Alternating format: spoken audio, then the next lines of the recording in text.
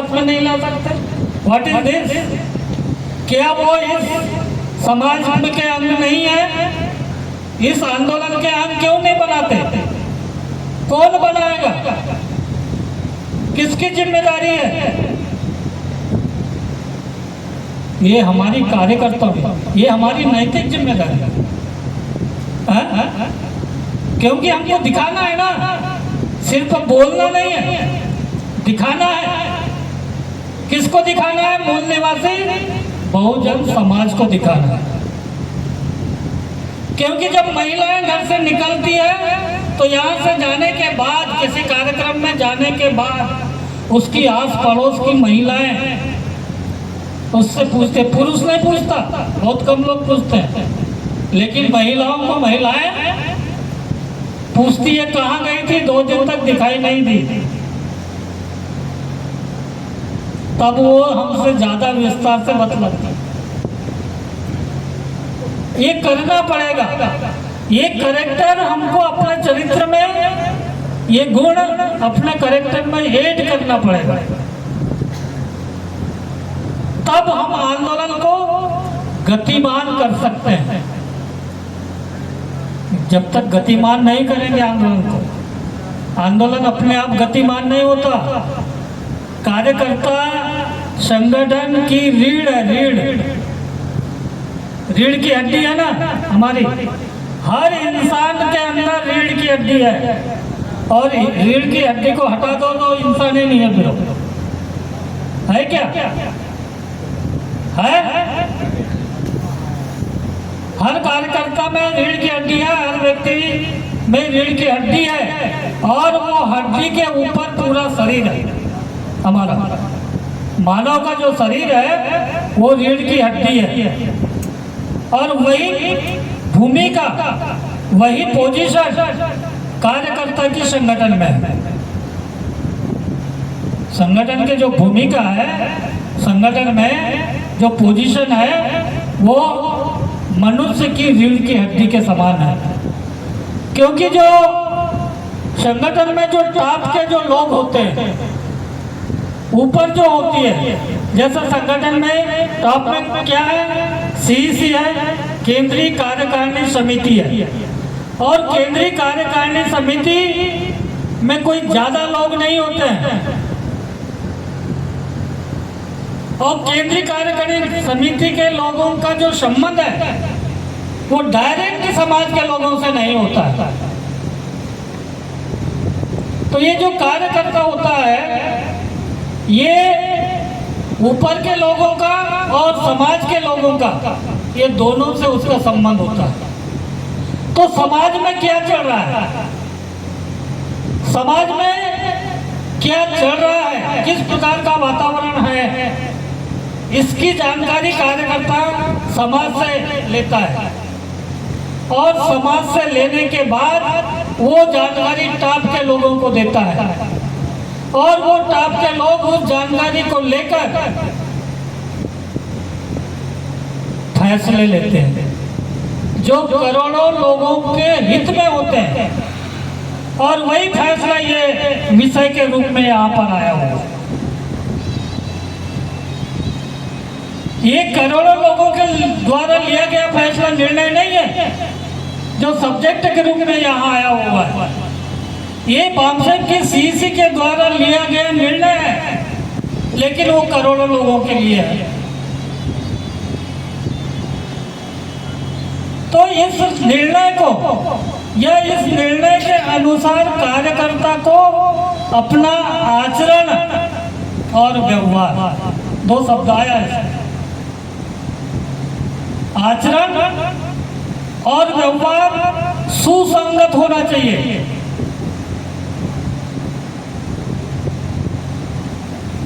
आचरण, उसमें सु शब्द लगा हुआ है। इसका मतलब ऐसा आचरण और व्यवहार समाज में करना है, मूल निवासी बहुजन समाज में, ताकि ये जो लक्ष्य है व्यवस्था परिवर्तन का, ये व्यवस्था परिवर्तन का लक्ष्य ये दूर की कौड़ी है, लॉन्ग रेंज का ऑब्जेक्टिव है। ये दूर दूर का मतलब हो सकता है ये पीढ़ी खत्म हो जाए उसके बाद वो, क्योंकि हमारे पुरखों ने इसको शुरू किया, संतों ने शुरू किया, अभी भी वो चल रहा है, लेकिन हासिल हुआ क्या? नहीं हुआ। हमारा भी जब तक जीवन है तब तक हम करते रहेंगे। लेकिन यदि हम मेंबरशिप के ऊपर अपना ध्यान केंद्रित करते हैं और जितने मेंबर बनते हैं, जैसे मान लीजिए यदि 10,000 मेंबर बन गए एक साल में, तो उसका 5% आपके कार्यकर्ता बनेंगे। सभी मेंबर कार्यकर्ता नहीं होते, लेकिन सब कार्यकर्ता मेंबर होते हैं। सभी कार्यकर्ता मेंबर होते हैं, लेकिन सभी मेंबर कार्यकर्ता नहीं होते। कई लोग आपको मिलेंगे, अरे मैं तो बरसों से मेंबर हूँ, लेकिन उनसे पूछो आपने कितने मेंबर बनाया, तो 0। आपने कितने मेंबर बनाया या अपने अपने कितनी फोटो कॉपी निकाली। अब तो टेक्निक का जमाना है, फोटो कॉपी मशीन आ गई है, धड़ाधड़ फोटो कॉपी होती है। तो आपको किसने रोका है? आपको किसी ने नहीं रोका है, आप खुद ही रुके हुए हो। आपको किसने रोका है? क्या नहीं रोका है, आप खुद रुके हुए हो।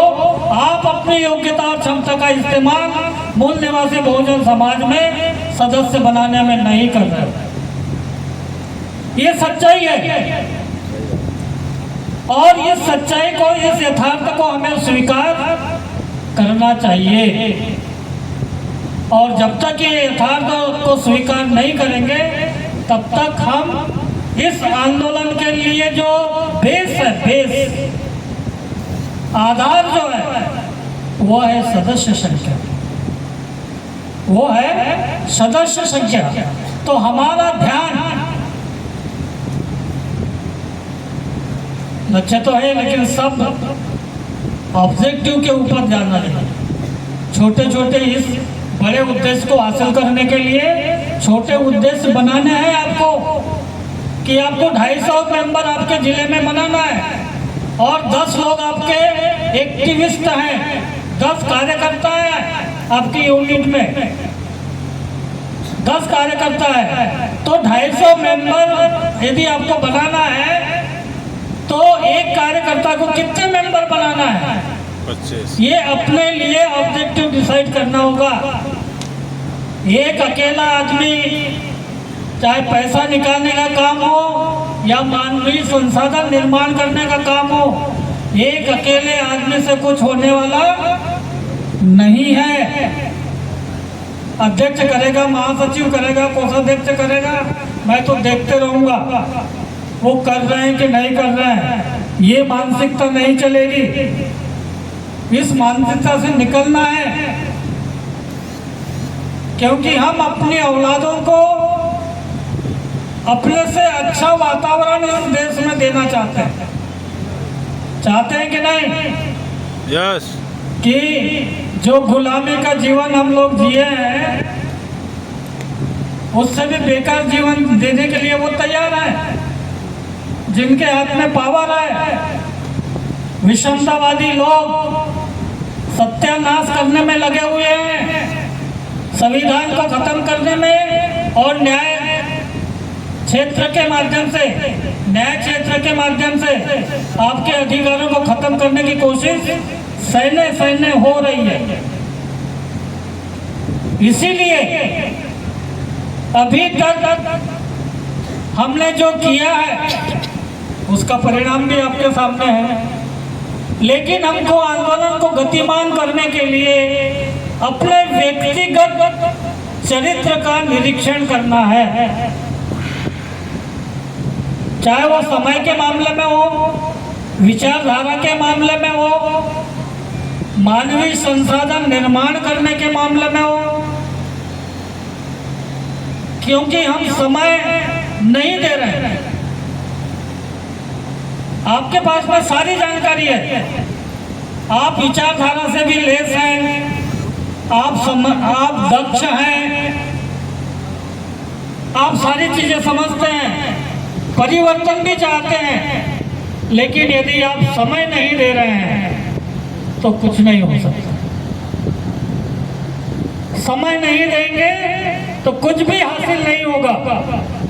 इस बात को ध्यान में रखिए।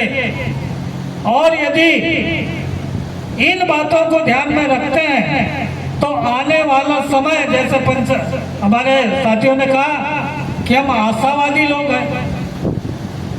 फूले साहब का विरोध हुआ, आशावादी थे, इसलिए मेरे बाप ने निकाला तो वो निकल गए।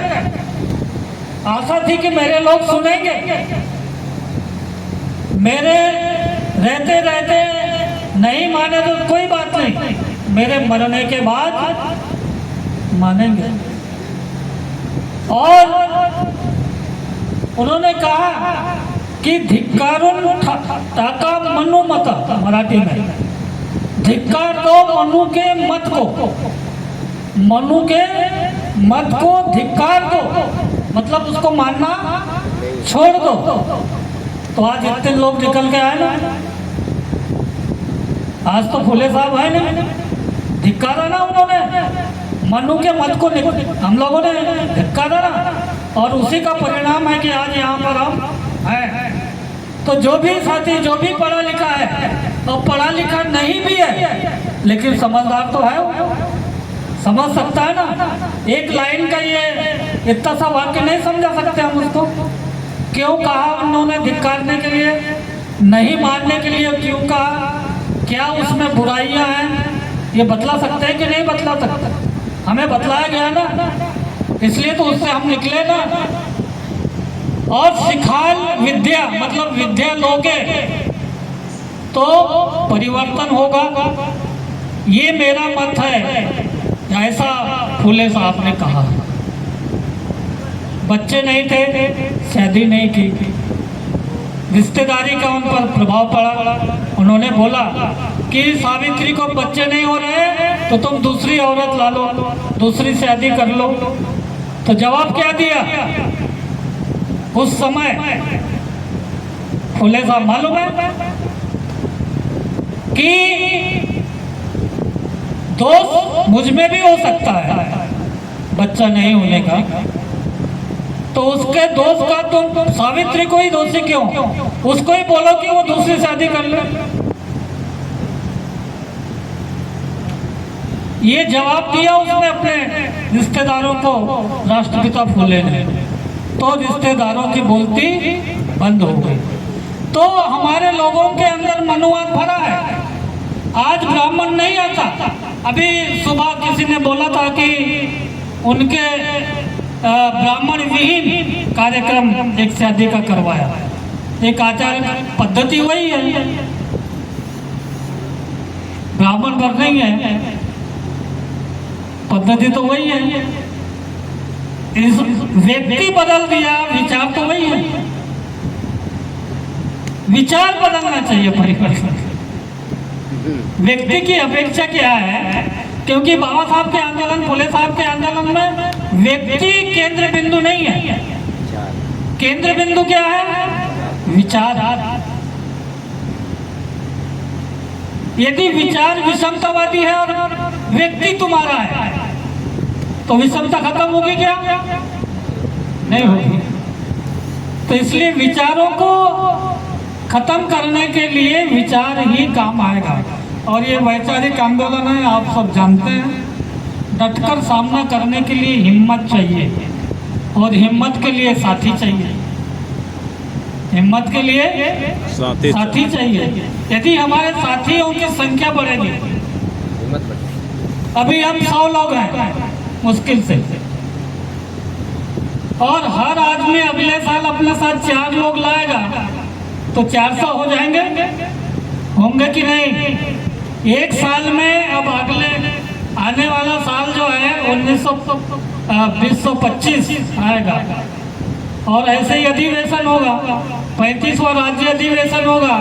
और आज यदि हम अपना निर्णय बनाते हैं कि मैं आने वाले 1 साल में 5 लोगों को कार्यकर्ता बनाऊंगा, तो 5 कार्यकर्ता बनाने के लिए उसका 4 गुना ज्यादा यानी 25 लोगों को सदस्य बनाना होगा।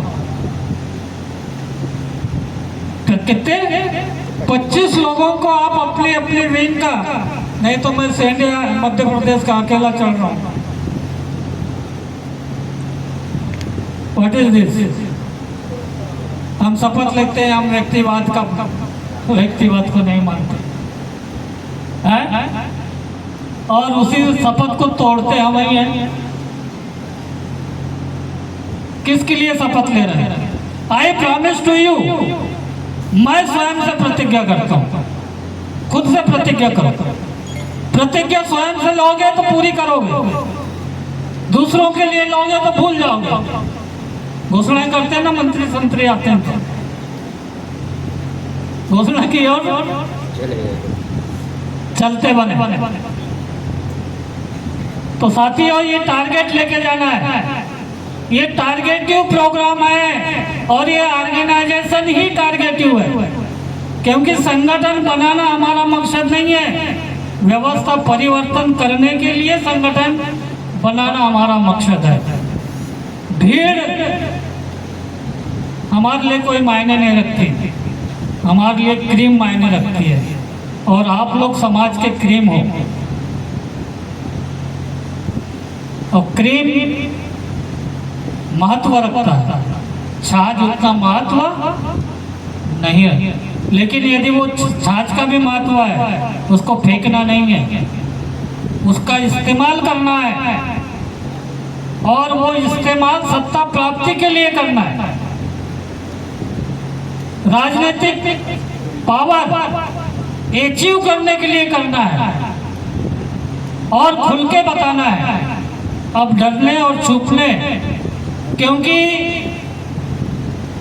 ये साबित हो चुका है, ये प्रमाणित हो चुका है कि आपके इशू को चुराया जाने लगा, चोरी होने लगी है।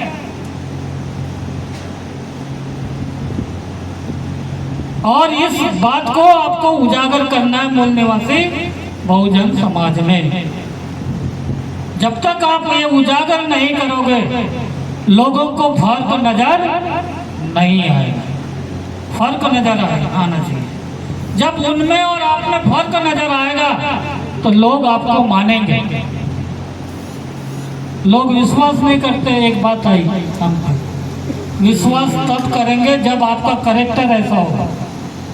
फूले बाबा साहब पे, इन पे क्यों आज नहीं भी हैं पे, उनके विचारों पर विश्वास है ना हमारा, है कि नहीं?